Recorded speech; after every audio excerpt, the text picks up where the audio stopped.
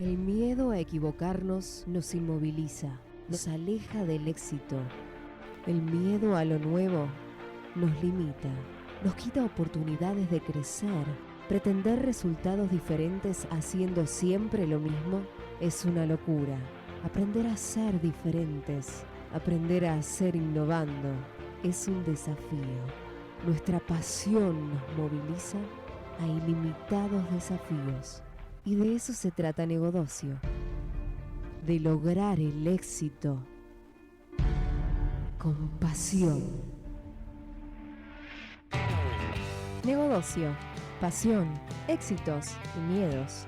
Un punto de encuentro para compartir, aprender e inspirar conversando, con la conducción de Oscar Schmitz.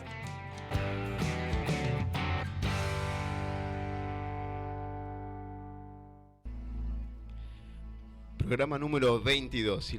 Si piensan que la voz así es de hombre, no, soy yo, sigo siendo yo. Pero estuve todo el día ayer en los comicios durante casi 8, 9, 10 horas. De las 7 de la mañana hasta las 8, 11 horas estuve. Así que acá en la Argentina se desarrollaron las elecciones sin ningún problema. Y me tocó ser, más que me tocó, elegí ser. Porque me podía haber ido a mi casa y elegí ser fiscal de mesa para contarle a mis nietos o a mis hijos la experiencia esa. Así que bueno, estoy con vos en el programa número 22. 22 son acá en la Argentina se relaciona con la lotería como de locos. Y hablando de locos lindos, trajimos muy buenos invitados hoy. Silencio, todavía no sabemos quiénes son los locos lindos. Nuestro colaborador de siempre, así el que está siempre en los eventos y demás, Abraham Cole. ¿Cómo estás, Abraham? Bien, muy bien. Mira, si no hablas al micrófono, por telepatía no llega la voz. Es un placer estar contigo y acá con el amigo y de compartir un momentito agradable. Ok. Nutriéndome de las más altas tecnologías. No te noto muy feliz con lo que decís. Bueno, estoy llorando. Bien, este es el programa Negodocio, que todavía no encontramos el significado. Dice ahí por ahí algo de negocio, algo del CEO, que se necesitan dos para uno y el otro. Todavía no tengo ni idea qué es, pero lo llamamos Negodocio por algo que pasó en algún momento, que en algún momento de la vida lo escucharemos. Está Sergio Richetti, que es un experto en telecomunicaciones. Hemos compartido un nivel académico en una universidad muy importante, que es la Universidad de la Policía Federal en su momento. Era uno de los líderes que la parte académica de lo que es en ingeniería de telecomunicaciones, cuando estaba en ingeniería de comunicaciones en el IUF, ahora me parece que ya está cerrada. Espero que se rehabilite dentro de poco. Sergio, bienvenido. Gracias, Oscar, buenas tardes, gracias por invitarme. Por favor. Bueno, el tema de hoy es Data Center. Tenemos un par de invitados, espero que toda la logística técnica y demás nos salga bien, porque tenemos Skype por un lado, llamada de teléfono por el otro, así que le voy a decir a medida que aparezcan virtualmente, los voy a ir presentando. Sergio, hablábamos algo de lo que es, ¿cuál fue tu experiencia en lo que es el armado de Data Center? Vos tuviste responsabilidad a nivel regional, o sea, como de alguna manera mamaste los problemas y las virtudes de cada uno de los países, al menos 3. Sí, a mí me tocó, digamos, distintas webs de la tecnología. Hace años comencé con un clásico data center en una oficina porteña con mainframes y demás, que fueron evolucionando según fue cambiando el paradigma. ¿Te acordás de qué línea de mainframe? Sistema 34, sistema 36. Okay. Y en el AS400, en ese momento una empresa importante de pollos nacional, sí, empezó a cambiar por Xenix. Mirá. Estamos hablando de arquitectura de hace... bastante cerrada, digamos, ¿no? Del siglo pasado. Claro, bastante cerrada. Pero bueno, la tendencia en su momento era que cada empresa tenía su centro de cómputo y que básicamente todo el mundo ponía sus fierros. Después vino el cliente servidor, donde empezó la tendencia en que algunos colocation, que era el lugar donde llevabas tus servidores, pero bueno, los vaivenes de la Argentina en su momento generaron que no fueran 100% utilizables y como negocio. Entonces, vuelta todo el mundo a tener su propio data center.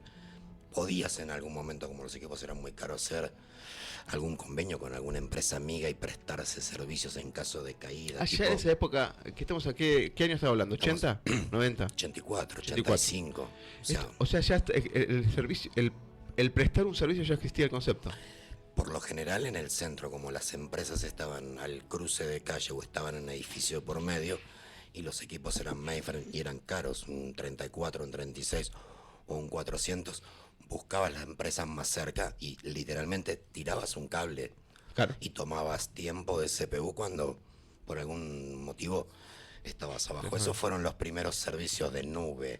Claro. Pero en el 80 y pico no estaba el concepto fuerte de lo que es la contingencia. No, todavía no era un concepto fuerte de contingencia, aunque IBM ya empezaba con sus... Te preguntaba eso porque generalmente uno cuando busca un data center remoto, a veces uno de los primeros pensares, digamos, por cumplir normativas, sobre todo en la industria bancaria, es tener un centro de cómputo alternativo por si pasa algo, alguno de los elementos de riesgo que puede suceder, ¿no? Acordate que en 1985, 86, 87 tu máxima velocidad de transmisión eran 19.200 baudios.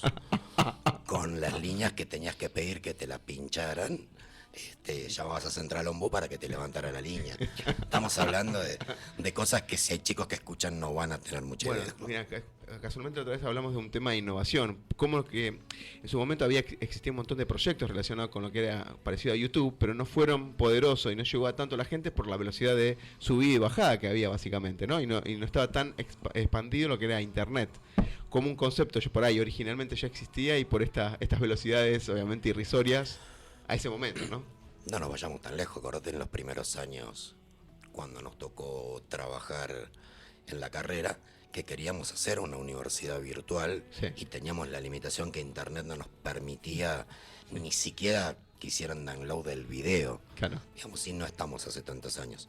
Pero volviendo un poco atrás, en esa época empezaba el concepto de quiero tener un lugar de recovery y los primeros pilotos que se hicieron eran en data centers que eran de IBM, que eran de HP, que eran de Barrows, en los cuales vos tenías una línea de comunicación directa, un circuito permanente.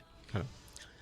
En eso vos descargabas tus réplicas y cuando había una contingencia tenías que ir a trabajar ahí, No queda otra. no tenías chance de acceder a lo remoto. Te quiero hacer una pregunta. Sí, Abraham. ¿Quieres hacer una pregunta? Quiero hacer una aclaración de acuerdo a Sergio. Nosotros comprobamos Mapix 34, Copix 38. Estos fueron los primeros data centers que hubo en destilerías de YPF. Yo estuve trabajando ahí y evidentemente es cierto. ¿Año? Año 1986, 87. El data center se fundó antes. Y después vino el plan de contingencia en la sede central, en Diagonal Norte 777, que después vino un equipo francés, instaló el data center ya más organizado, pero años posteriores. En ese momento no existía internet, no había nada. Entonces había medios de comunicación como, qué sé yo, era muy lento la cosa. Era internamente de la destilería. Y después se mandaban los discos directamente a la sede central y en sede central se trabajaba. Claro, por ahí Esos fueron precursores, IBM, y como decía acá, yo corroboro esto, IBM, HP, pero la primera empresa que dio el puntapié inicial en Argentina hacía empresas grandes como el caso de YPF, de acá del Estado y otros tantas grandes, Hierro Patagónico y PASAM. Sí, también, pero la industria bancaria estoy segurísimo. Y bancaria que fueron los también. primeros. Sí, pero te digo, la velocidad era muy lenta. Ahora, en ese momento, cuando era un impedimento de la velocidad, convenía más vacapear y llevarlo, digamos, con una moto, por decirlo algo. A ver, en aquella época acordate que eran lenguajes intérpretes, estamos hablando de RPG o COBOL. Y lo que vos llevabas básicamente era tu fuente o tu compilado que si bien entraba en un par de disquetes de 8 pulgadas Claro. o en una cinta, te servía. El problema era la cantidad de tiempo que necesitabas para restaurar los datos. Claro. Porque el volumen podía ser grande, pero los medios magnéticos no tenían tanta capacidad. Entonces quizás era infinita la cantidad de cintas. Si no lo preveías y tenías un esquema de backup y de restore, como los clásicos que conocemos, era muy difícil levantar otro centro de datos. En alguno de tus proyectos, cuando tuviste que decidir y exponer las razones por las cuales tendrías que o centralizar un servicio de data center o no tener su propio data center cada país, o de alguna manera, ¿qué te acordás de eso? Estamos hablando ya Ya hace pasando. unos cuantos, ya no tantos años, estamos hablando año 2008, 2009, donde ya la tecnología te permitía, sea con líneas de frame o sea con líneas MPLS, poder tener acceso remoto. Básicamente lo que apalancaba la idea era que tenías data centers de distintos países donde estabas replicando información, donde quizás estaba replicado, no por réplica, sino que estaba duplicado el sistema, porque un Chile tenía su sistema, una Argentina tenía su sistema, un Brasil tenía su sistema, un Uruguay tenía su sistema, y era todo el mismo sistema.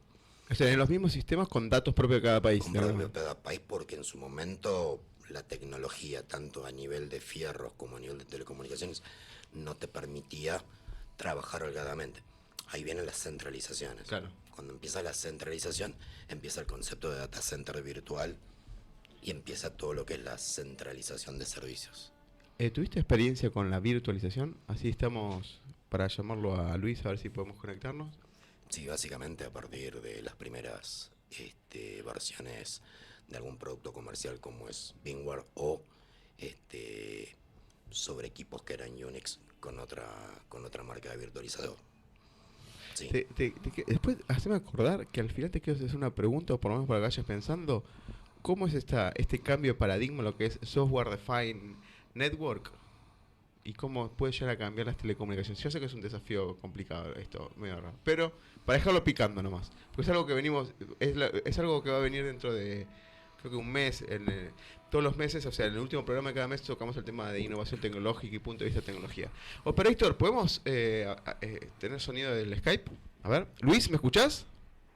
Hola Oscar, ¿cómo estás? Perfecto, te escucho como si estuvieras acá al lado mío. Luis Cabrera es un gran amigo, compartimos, digamos, historias laborales cuando estuvimos en un gran banco que me dio mucha experiencia, que es ING Bank, así que con Luis hemos compartido no solo viajes a Boca Ratón, a Amsterdam. Hoy tiene que ser un encuentro virtual, Luis, no es como en esa época. Un gusto saludarte a vos y a tus panelistas. Perfecto, gracias Luis. Bueno, Luis sigue en Paraguay. Estábamos hablando de lo que son los data centers. ¿Cuál es tu impresión en lo que es el concepto de data center y servicio de data center en Paraguay? Por regulaciones, solamente los bancos y financieras están haciendo hincapié o le prestan atención a eso.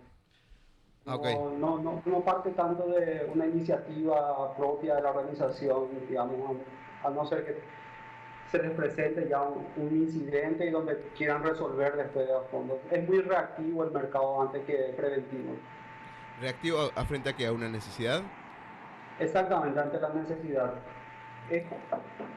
Pasa muy con frecuencia de que aquel informático no sabe comunicar bien a los ejecutivos de esa necesidad o bien el ejecutivo que no sabe captar las necesidades tecnológicas. Y hay un puente roto ahí donde falta mejor comunicación.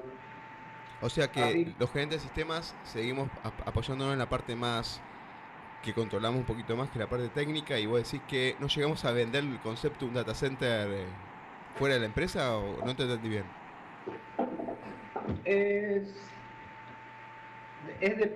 Depende qué escuelas haya tenido. Okay. Como al empezar decía, nosotros venimos a una universidad, a una escuela profesional que se llama ING, claro, que teníamos un marco de trabajo bien estructurado, bien definido. Cuando ibas al CEO con una propuesta, el CEO te escuchaba, te daba prioridad a tu presupuesto y te hacía partícipe del board. Claro. Y eso se ve solamente en Paraguay, en las grandes compañías donde existe un board, donde existe un comité de IT, donde se trabaja muy de cerca con el negocio. Claro, claro. Entonces hay un ida y vuelta, hay un feedback constante entre la parte comercial y la parte tecnológica, donde se complementan mutuamente. Luis, ¿qué tanto te ayudó el MBA que hiciste en esto? El MBA me ayudó mucho a poder entender perspectiva. Justamente, wow, decía cuando participaba de unas clases y cuando veía a Haití como que era un plomero más que solamente llevaba agua, cañería de agua, wow. Muy visual lo tuyo, Luis. Y dije, wow, qué catastrófico esto. Ok, vos acá Sergio te quieres preguntar algo, me parece. Luis, Sergio te saluda, buenas tardes. ¿Cómo? Sergio te está saludando, Luis. Tengo una preguntita. En Paraguay no está desarrollándose la industria de la venta de los espacios de los data centers. No ha llegado alguna iniciativa regional como que lo estén promoviendo o vendiendo como servicio. No sé si conoces la firma Tigo o la marca Tigo. Sí, sí. Sí. Bueno, Tigo es el que empezó hace 1 o 2 años a ofrecer ese servicio de data center con conexiones para sucursales y todo.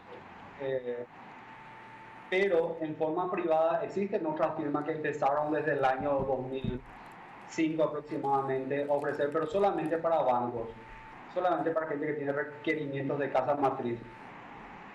Ok. Yo lo que te puedo contar es la experiencia a nivel de Argentina en los Sí. últimos 2 o 3 años fue casi una migración masiva por los problemas conocidos de los cortes de luz. No sé cómo viene ese tipo de razones que acá pegaron fuertemente en los staff de las empresas dándose cuenta que tenían un riesgo grande con la falta de luz. Claro. Acá se cortaba mucho por problemas de falta de electricidad, entonces muchas de las empresas adoptaron como primera medida el grupo de electrógenos, pero después optaron también de tener un centro alternativo por si esto perduraba. Ahí en Paraguay, ¿cómo es el tema de la energía y la respuesta frente al uso del data center? Y la parte del servicio eléctrico es muy estable por de pronto digo porque solamente en ciertos sectores es que se siente eso. Y en mi experiencia es de que cuando hay cortes nosotros teníamos generadores, sea un banco o ahora estoy en una industria, en una papelera, en un grupo de papelera donde hacemos todo el ciclo completo de reciclado de papeles. Y como tenemos, nuestra casa matriz está en Alemania, tenemos las mejores prácticas que las aplicamos allá también. Y entonces tenemos generadores, tenemos UPS de primer nivel, todo. O sea, mi data center está al nivel de los top 5 bancos del país. Luis, ¿certificaste TIAR en algún número o simplemente esto tu metodología de trabajo y demás? Todo metodología de trabajo nada más. Ok. Mejor hacer la práctica que estar certificado. Acá Abraham te quiere hacer una pregunta. Estimado Luis, buenas tardes. Mi nombre es Abraham Cole. Yo quería saber si, aparte del sistema financiero, sistema bancario, ya que tiene mucho auge el asunto de logística a través de ríos, a través de barcazas con destino al Mercosur y hacia afuera, ¿se aplican los data centers a la parte de logística? ¿Cómo la parte de logística, Abraham? La parte Sí, de logística de transporte de mercadería por barcaza, las empresas. hola Abraham, primeramente, conozco muy poco de la parte logística, pero hasta donde sé la parte logística lo maneja prioritariamente las líneas internacionales y las empresas internacionales tienen cubiertas todas esas necesidades, entiendo yo, para... Ok, sí, claro, para la parte de logística en sí. Acá porque Sí. hay algunos data centers que proveen servicio de trazabilidad de alguna manera, por ejemplo DHL, Correo Argentino y demás. Y de hecho hay algunos laboratorios y demás que tienen incorporado el tema de trazabilidad y seguimiento de elementos. Eso es uno de los primeros servicios que salió de alguna manera fuera del data center, usándolo, digamos, con lo que sea toda la que sea plataforma web de alguna manera para hacer un servicio extra. No sé si es tu caso, porque en la papelera, digamos, no sé si hacen trazabilidad en sí. No hacemos No. trazabilidad con respecto a la mercadería, ¿no? Correcto. Luis, todo lo que es la parte de virtualización de data center, ¿cómo está medido esto? Habíamos hablado acá de la parte de VMware, de virtualización, todavía no expandimos un poquito esto, pero ¿cuál es tu experiencia y cuál es tu mirada de lo que son la virtualización a nivel Paraguay?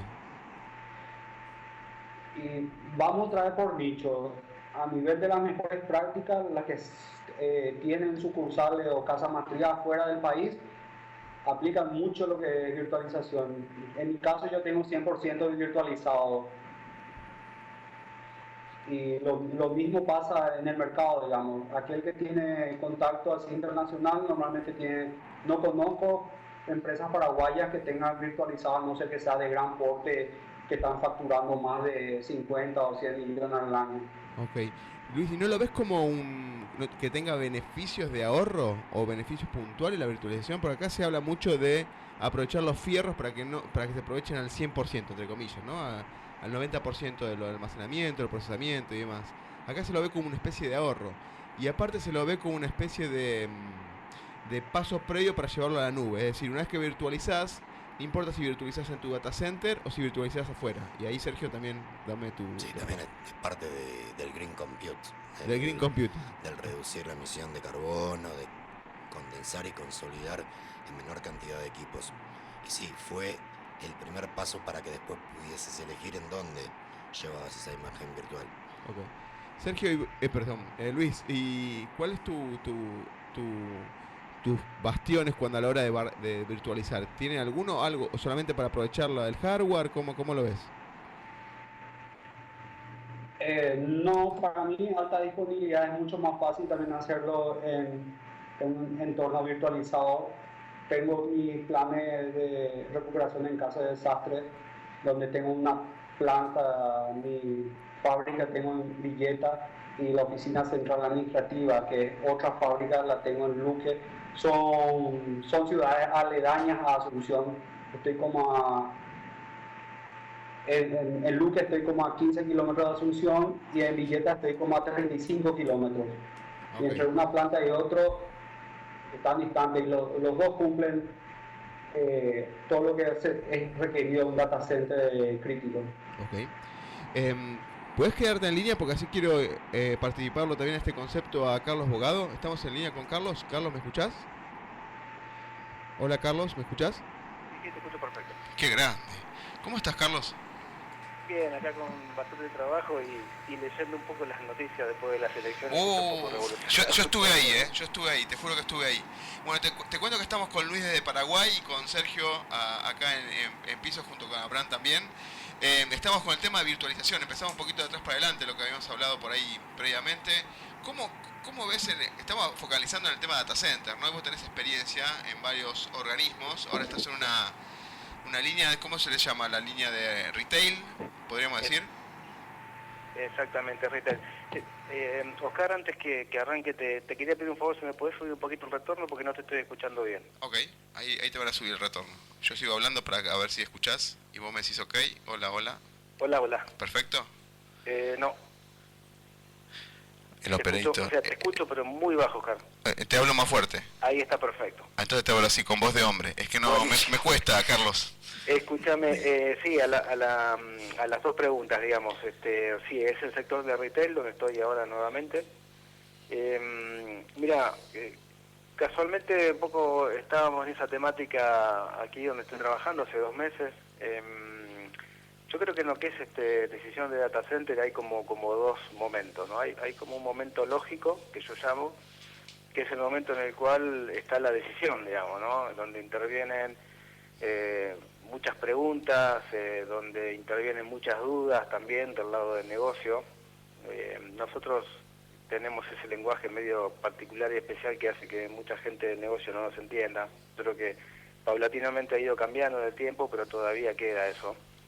Entonces es como que, bueno, el motivo por el cual tenemos que ir hacia un data center puede ser por un motivo de negocio, digamos, donde la decisión en ese caso obviamente es mucho más simple. Me ha tocado vivir situaciones de ese estilo, en algún otro retail donde he estado, donde fue una decisión corporativa, lo cual, digamos, facilitó todo eso.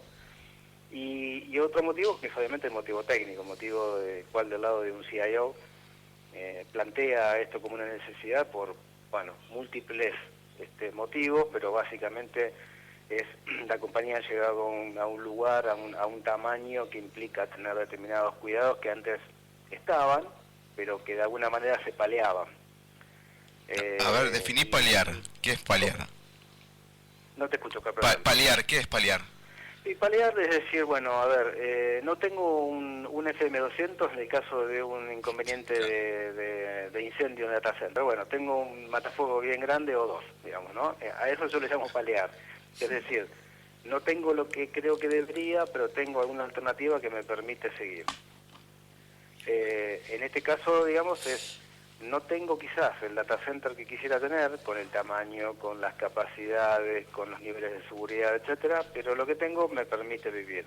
Claro. Hasta un momento en el cual yo digo, bien, si esto se pone en riesgo, la problemática es mucho mayor.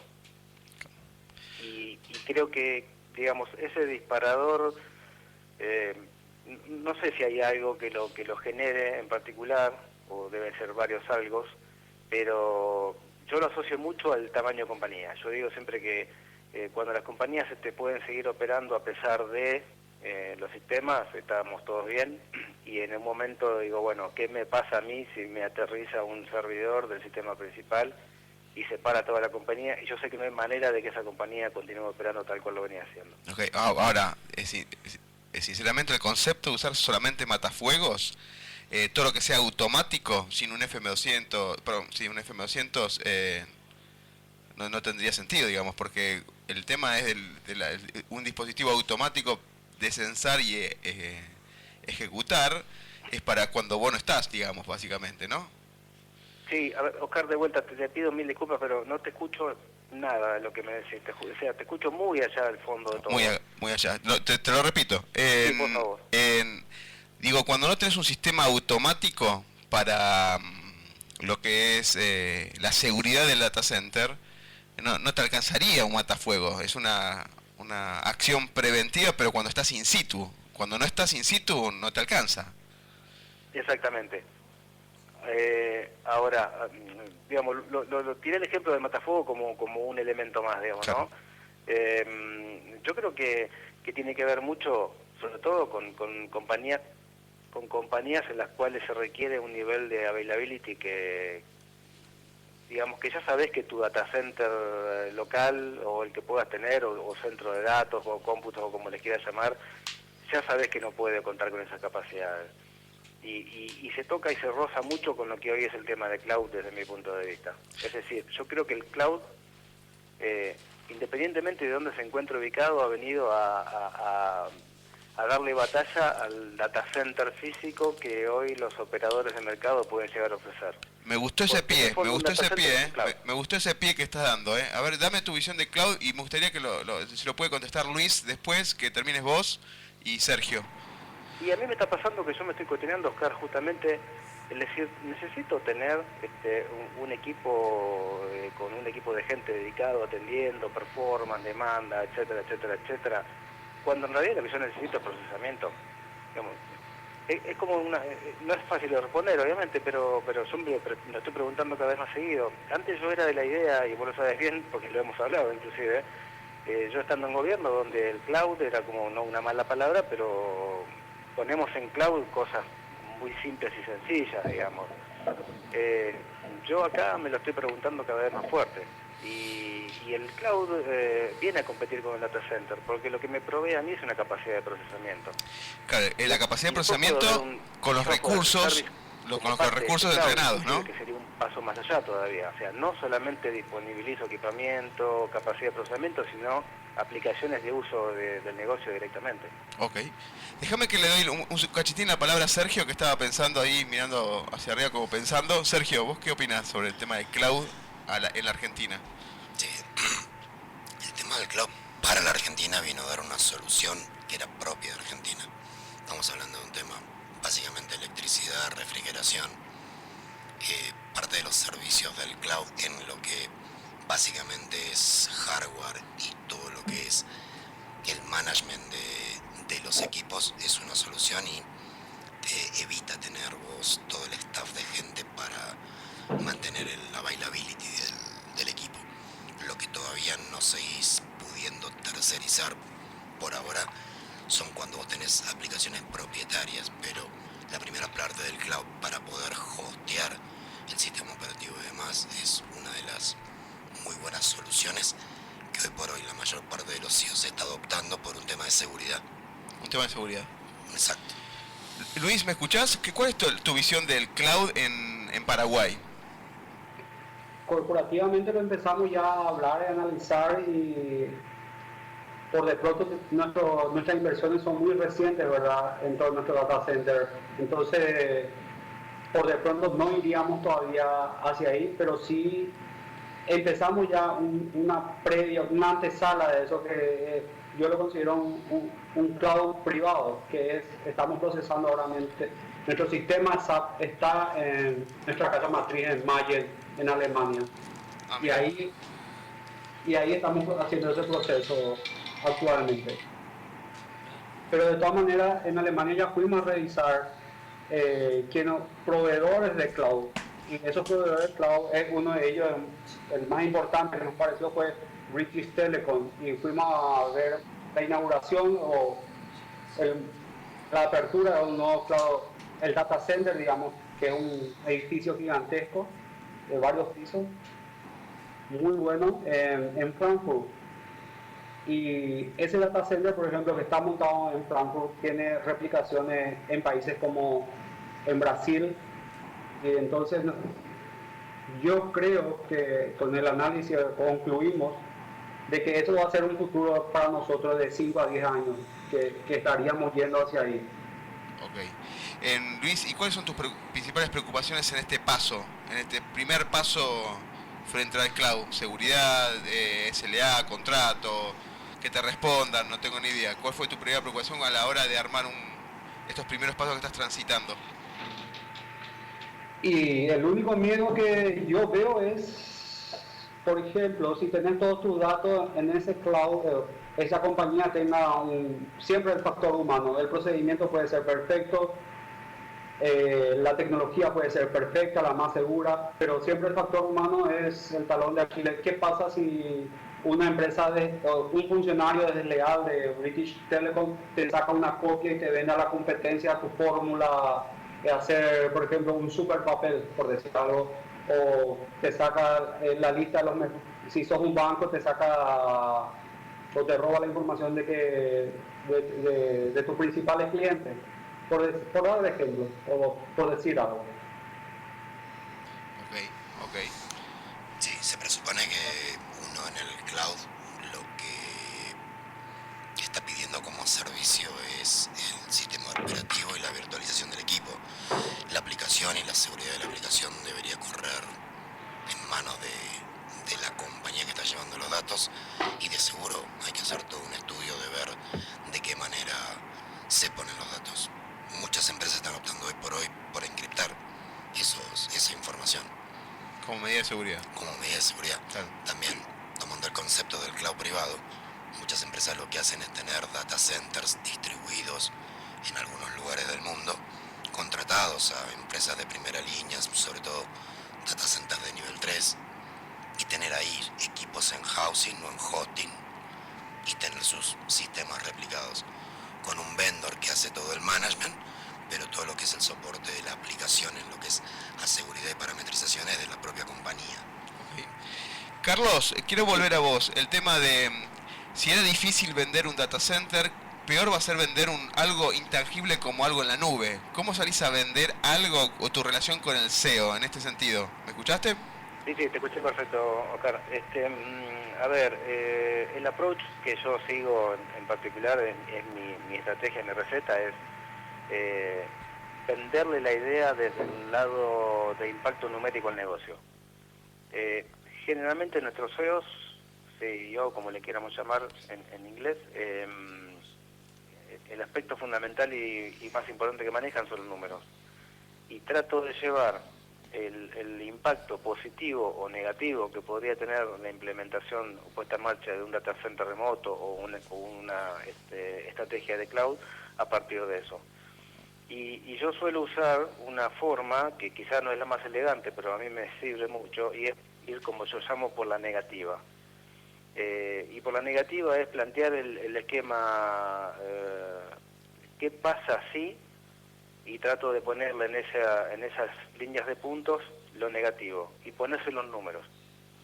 Y es la manera, creo que más impacto genera, es la manera que más fácilmente se aprecia y se tiene en cuenta. Después vendrá una discusión posterior, si eso, económica, financieramente hablando, con la empresa, con los números de la empresa, es viable, no es viable, es corto plazo, largo plazo. Pero creo que esa es la forma de abrir el juego a la discusión. Porque si no nos cuesta mucho que la gente del negocio entienda desde nuestra necesidad de IT el porqué de llevar adelante una estrategia de ese estilo. Este es el esquema que a mí me sirve muchísimo. Sí. Carlos, cuando vos decís el sí, si pasa tal cosa, ¿son circunstancias o temas relacionados con el miedo? No por miedo, por el programa, digamos, pero circunstancias de riesgo posible de la empresa. Exactamente, son circunstancias de riesgo, es decir, valorizarlo desde el punto de vista del impacto que implicaría no tener determinada cosa. No tener, en este caso, el sistema de punto de venta disponible en los horarios que debería estar disponible todo el tiempo arriba. Es decir, plantear un escenario, inclusive soy conservador en eso, y muchas veces, me pasó hace poco, estamos viendo internamente justamente una estrategia de desarrollar un sistema, y yo lo planteé desde el lado de no usabilidad, y digo, supongamos que tengo una sola persona que maneja el sistema en cada una de las sucursales y no puede operar, no puede trabajar por el hecho de no tenerlo. O dejando de lado el valor del negocio que eso aporta, digo, suponete que eso ocurre. Tengo 2 horas de una persona con el brazo cruzado en la sucursal sin hacer nada, perdón. Eso me cuesta tanta plata. Simplemente sin decir el valor que aporta eso, ¿no? Entonces, siempre en ese esquema voy con algún business case de respaldo, siempre. Carlos, quiero hacer una pregunta, porque hablas muchos temas de negocio. ¿Vos hiciste algún posgrado o cómo lo aprendiste? ¿En la vida? ¿Cómo fue? Sí, digamos, este negocio en particular, el de retail, a mí me fascina y he hecho varios cursos de posgrado en varias universidades y en general mi perfil, Oscar, es más. Obviamente son CIO y conozco del resto de la tecnología, pero yo soy muy fuerte en mi perfil funcional. Okay. Y bueno, considero eso humildemente. Y bueno, trato de ponerme siempre desde ese lado. Creo que es la forma que un CIO debería pararse para ser efectivo, para ser eficiente y para aportarle valor al negocio. Creo que no hay otra forma de hacerlo, digamos. Okay. Carlos, quería despedirte porque sé que estás por presentar dentro de 5 minutos algo ahí adentro de tu empresa, así que te voy a mandar un fuerte abrazo virtual, digamos, y gracias por estos minutos y seguramente te voy a convocar, si vos podés, en otro encuentro. Ningún problema, todo lo contrario, Oscar, un placer y bueno, muchísimas gracias por la convocatoria. Gracias, un abrazo, gracias, Carlos. Sergio, ¿cómo es tu relación con el CEO o los CEOs que tuviste? Una excelente relación, digamos, éramos un equipo de trabajo. Ellos tenían la misión de liderar hacia el negocio, a veces más el tema financiero, y mi rol básicamente era llevar la estrategia de la parte de tecnología y era su backup. Acá Carlos decía, como para compararlo también con, después se lo vamos a preguntar a Luis, esto de... ¿Hay que poner sobre la mesa indicadores financieros, económicos y demás, o solamente operativo porque es lo que es nuestra responsabilidad como gerente de sistemas? La verdad, eso da para otro día el hacerlo largo. Claro. Pero acordate que hace muchos años la gente que trabajaba en sistemas o las cabezas de sistemas, los CEOs no eran de sistemas, eran contadores. Claro. Una vez, allá hace tiempo, empezó a surgir la idea de que la tecnología se mezclara un poco más con la parte de negocio y ahí empezamos a tener otros roles y otros cargos. Pero como decía hace un rato, y tiene razón en lo del business case, yo siempre que iba a pedir dinero hacía un business case y decía el por qué lo necesitaba y iba con una propuesta. ¿Y qué incluías? ¿Te acordás? Cash flow, proyecciones, ahorro de casos, reducción de TCO, análisis de riesgo, no sé, estoy tirando elementos, ¿no? En general. Dependiendo del grado de inversión que necesitaba, lo tenía que contrarrestar contra un gasto y generar una productividad. Claro. Digamos, yo tenía que, sin pasarme de los números que había proyectado para el año, tratar de buscarle el lugar donde ponía algo y donde sacaba el otro, o sea, cuál era la contrapartida. En algunas ocasiones uno puede hacer eso, en otras lamentablemente es requerida la inversión porque es la única forma de darle una ventaja competitiva o darle un valor agregado. De todos modos, uno tiene que ir con una idea en firme, porque uno pasa el primer filtro, que es quizás su CEO, o lo que ocurre generalmente es que vayas con el CEO y vos tengas que hablarle al staff. Claro. Entonces ahí es donde tenés que plantear un business case que ya no está en el lenguaje de sistemas, sino que está más en el lenguaje coloquial para que te entiendan. Claro. Igualmente a mí me da la sensación, solamente una impresión de que ya es costoso vender una proyección de por qué hay que comprar los hardware cada 3 años o ampliar los anchos de banda de las telecomunicaciones cada 3 años o lo que fuera, y venderle lo mismo pero ahora en la nube, un servicio virtualizado que en realidad no va a tener nada físico, porque cuando uno compra algo físico para el data center propio, activa elementos. De alguna manera, activa un switch, activa algo, y de alguna manera hay un activo que compró. Lo otro es exclusivamente servicios. Ok, pero ahí es donde quizás tenés que jugar con algunos partners dentro de la empresa. Y te sirve la gente de ventas y te sirve a veces la gente de recursos humanos. ¿Por qué? Porque en los últimos años en Argentina, dado el fenómeno de la no importación o el fenómeno del problema eléctrico, una solución que era un buen argumento de venta era la facilidad de que la gente trabajara en su casa. Claro. Entonces, la gente podía trabajar de forma ubicua porque los sistemas estaban conectados vía internet en la nube, no dependía de que tus oficinas estuviesen abiertas, entonces ya te empezaba a dar otro argumento de venta. También, y no nos podemos olvidar que cuando traes a la gente de recursos humanos a la mesa, bajo el lema del mejor lugar para trabajar por la flexibilidad, ya sabes que algo vas a ir obteniendo porque estás dando un beneficio, un no tangible, un parte del sueldo emocional que le dicen, pero bueno, estás contribuyendo a eso. O sea, es importante ese lobby puntual con la gente de recursos humanos. Vale, constantemente con todos, ¿no? Con el comercial, con el marketing, con el recursos humanos. Y eso es algo que tuvimos que aprender la gente de sistemas y sobre todo de tecnología, ¿no? Claro, sabemos que tenemos que... Muy duros, digamos. Exactamente. Luis, ¿te pasó esto de hacer lobby con la gente comercial, marketing o de recursos humanos como para lograr que un proyecto sea de data center, sea exitoso? Sí, siempre conté con el apoyo, o si no, de otra manera es imposible. Yo diría que es imposible porque tiene que haber alguna ventaja, ya sea, como dijo Sergio, de competitividad o algún ahorro, un valor agregado, qué sé yo, algo que se hacía en 3 días lo hace en 3 horas. Alguna ventaja, ya sea monetaria o emocional, tiene que dar. Claro, él lo mencionó como productividad, o sea, algo es usando los mismos recursos pero siendo más eficiente de alguna manera, es el concepto de productividad. Sí, exactamente. Luis, yo para así ya te despido y te agradezco un montón que estuviste media hora, yo sé que estás a 1000, como decimos de acá. ¿Cuál es tu visión de lo que será las próximas necesidades en data center o lo que es? ¿Cómo crees que va a ser el procesamiento del gerente de sistemas en el 2020? Qué loco esto es fumarse algo y decir, che, ¿qué pasa en el 2020? Algo así es, Luis. Sí, definitivamente la arquitectura que tenemos hoy está por entrar en el baúl de los recuerdos. Y sí se va a ver, yo apostaría mucho a decir que va a haber un cloud computing, pero no de cloud, no con la arquitectura de data center que tenemos hoy día, sino cuál es el enfoque, cuál es la función de lo que es IT.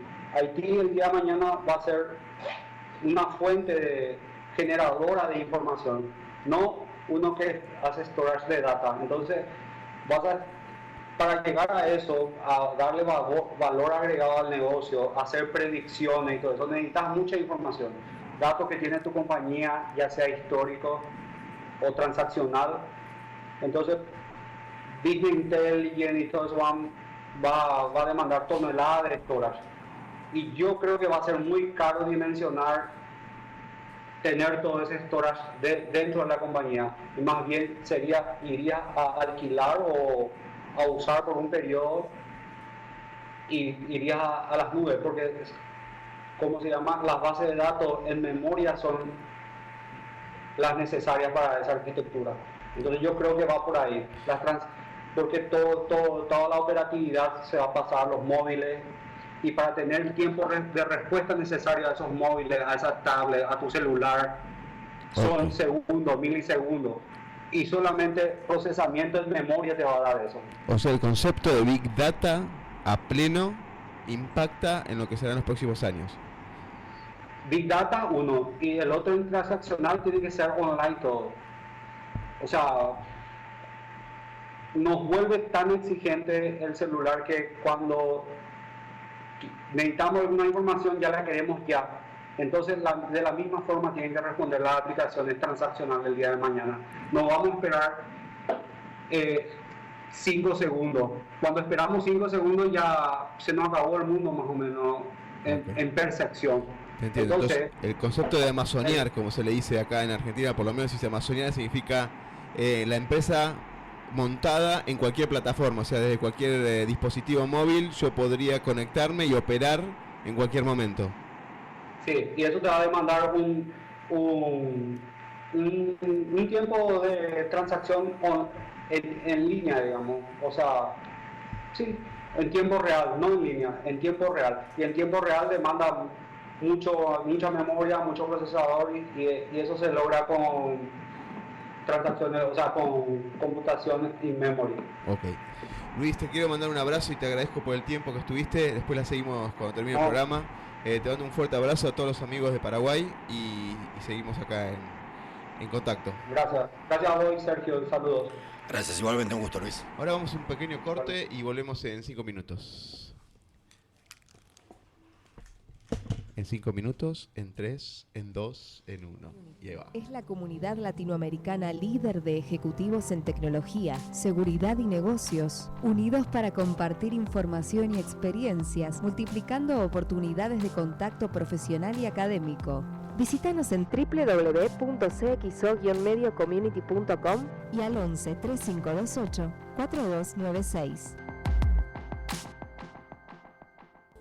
Fundesco, Fundación para el Desarrollo del Conocimiento. Como consultora de seguridad, Securate Consultores ofrece asistencia, asesoramiento y capacitación en la gestión de riesgos, la respuesta y la recuperación de emergencias y desastres en ámbitos públicos y privados. Securate aporta visión estratégica e integral en el proceso de seguridad de la sociedad. Para más información, visita en www.securateconsultores.com. Participá de nuestras encuestas semanales en facebook.com/Securate Consultores y seguinos en Twitter @Securatio. Texsystem es una empresa líder en provisión de productos, servicios y capacitación en agregado de valor a través de soluciones de tecnología. Con más de 10 años de trayectoria en la industria, cuenta con profesionales certificados en seguridad informática, infraestructura y generación de valor tecnológico empresarial. Contamos con oficinas y equipos entrenados en toda Latinoamérica. Contactanos a info@texsystem.com.ar y al 5197-5454.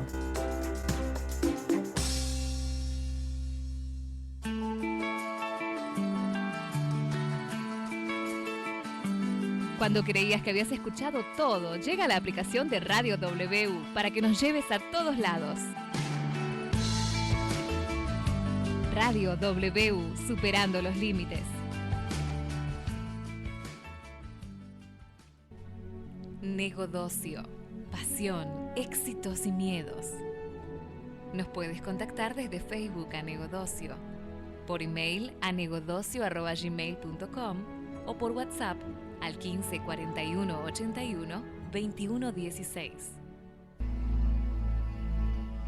Y si seguimos hablando ahí en el break, no podemos con nuestro genio y no nos alcanza el tiempo, así que con Sergio estábamos pensando cuál es el futuro, así como dijo Luis, cuál es el futuro que ves de estos avances que hubo en el último tiempo, ¿no? ¿Qué es lo que ves vos, Sergio, en los próximos años, o el devenir que va a venir Yo acá?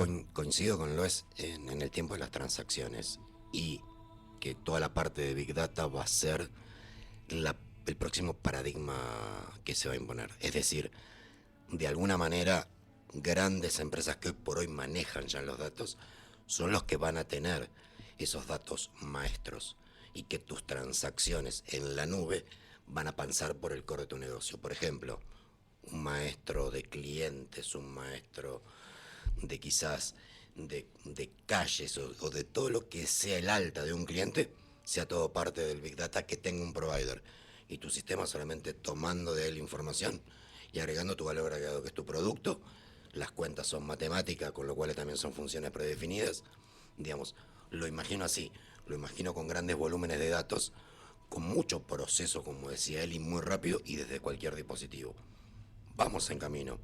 Hoy por hoy tenés plataformas de hardware con la virtualización que conocemos, con capas arriba de la virtualización que son lanzadores de aplicaciones que hay de varias marcas y de varios gustos. Entonces el mundo digital se aglutinaría o se concentraría por especialidades, de alguna manera. Una especialización que sería como en el concepto de clase, una entidad de especialista en esto. Por ejemplo, la parte de clientes, no te digo clientes, pero la base de datos de las personas en Argentina hay un solo lugar. Exacto. Lo mismo, si existe una base de datos de cliente que va por país, puede existir también parte de compañía por país, por región. Y uno trabajaría con servicios de lo que fue, web services, APIs o el concepto que fuera. Que alguien inventara el servicio de darle mantenimiento a esa base de datos de empresas.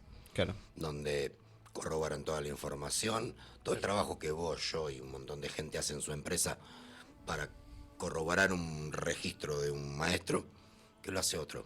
En el volumen costaría más barato y seguramente sería mucho más preciso.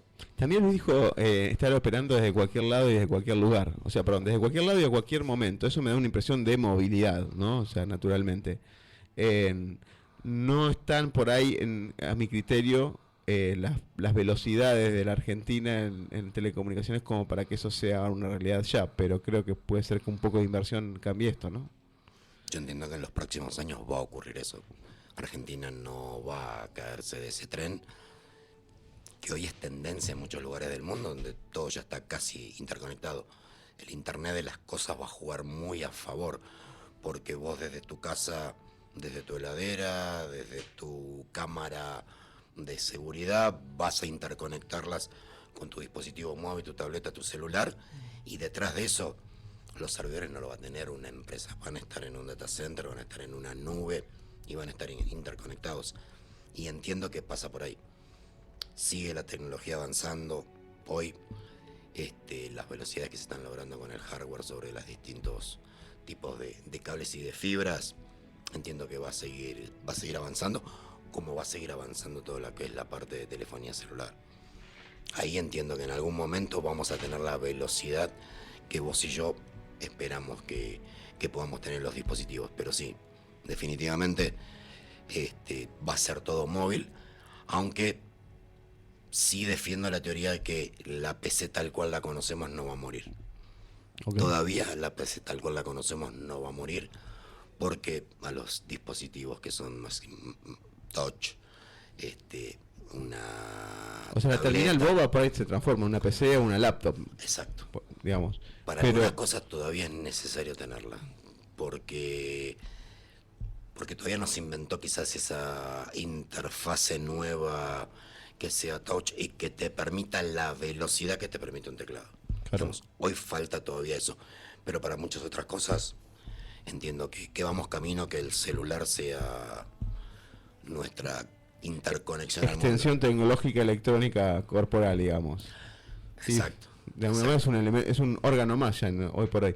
Y con esto que dijo de la generación de mucha información, había una estadística que decía que en 2013 ahora se generó el 90% de la información digital que hay en el mundo. Y que esto va en crecimiento bastante importante. Hay un informe que concluye esto, ¿no? Como que el 10%, porque faltaba volumen de procesamiento, por un montón de avances de tecnología, se pudo generar en los últimos 3 años. Lo paradójico es que no puede ser analizada, porque hay tanta información que es algo que la gente focalice puntualmente, ¿no?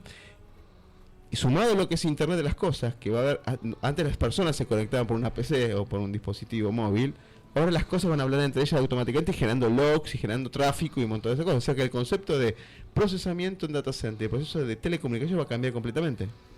Ahí es donde viene el nuevo paradigma. Ahí viene toda la parte de dónde guardamos los datos, cómo guardamos los datos y cómo logramos velocidades de transmisión que generen que no haya interrupciones en esos datos. Tenemos solamente 3 minutos, Abraham, por eso no podemos hablar. Tenemos que cerrar una frase tuya para cerrar, Abraham. Sí, la mega tendencia a nivel mundial, si antes era el G7, hoy en día ya está en marcha el E7 y en el futuro el F7, que son los países donde las inversiones, es decir, no se va a fijar la situación política, sino el desarrollo económico, hacia dónde va el futuro. Con respecto a la Big Data, por ahora es el G7, pero más adelante va a ser el E7, que son los países emergentes como el caso de India, China, Rusia, México, etcétera. Más adelante entrará Bangladesh y otros países donde las inversiones económicas van a ser más rentables para esos pequeños países donde los salarios se van a mantener lo más bajo posible. Big Data con el YOT ya va. Ahí me quedo, Abraham, con que inversión tecnológica, inversión en tecnología, potencia en tecnología, y es un ciclo como que se potencia. Sergio, unas palabras finales. No, digamos, coincido con lo que veníamos hablando.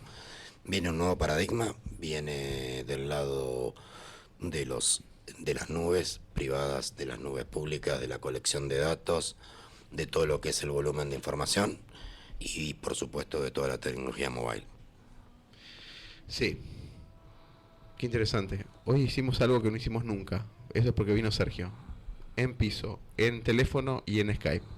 Gracias a la tecnología que tenemos. Igualmente vamos a ver para más adelante si la próxima le hacemos un Skype por teléfono. A ver si la tecnología 5G que tenemos no se alinea a nuestro paradigma argentino. Bueno, Abraham, a Luis, a Carlos y a Sergio les agradezco venir. Siempre aprendo un montón de la gente que viene. Así que esto saldrá en breve por los canales de YouTube, iVoox y podcast de Apple. Así que lo difundiremos, espero, en el día de mañana. Les agradezco y espero verlos el lunes que viene a la misma hora por el mismo canal. Gracias. Negodocio, pasión, éxitos y miedos. Continuemos conversando en www.negodocio.com.